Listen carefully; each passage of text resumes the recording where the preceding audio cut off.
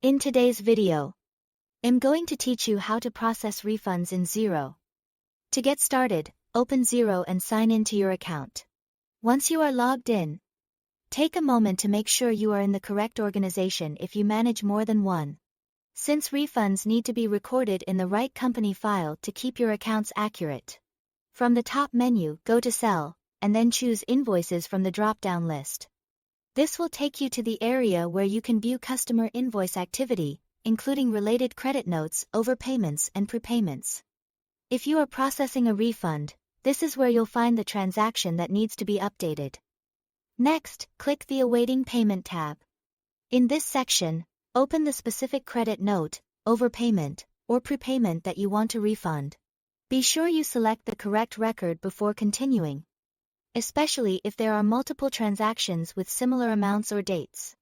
Taking a few extra seconds here can help prevent mistakes and save time later. Once the transaction is open, scroll down to the bottom of the page and look for the Make a Cash Refund section. This is the part of the form where you'll enter the refund details so Xero can record the payment properly. Now, enter the date the refund was paid or received.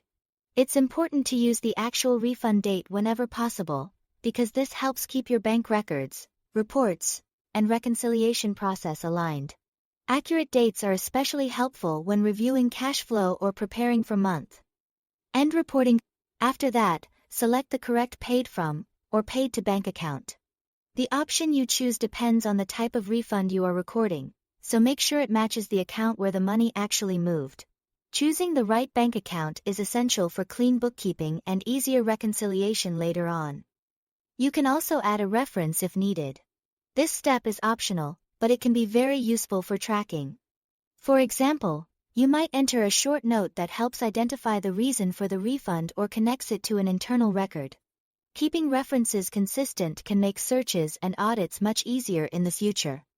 When everything looks correct, click Add Refund to finalize the record in Xero. This saves the refund and updates the transaction so it appears correctly in your accounting records.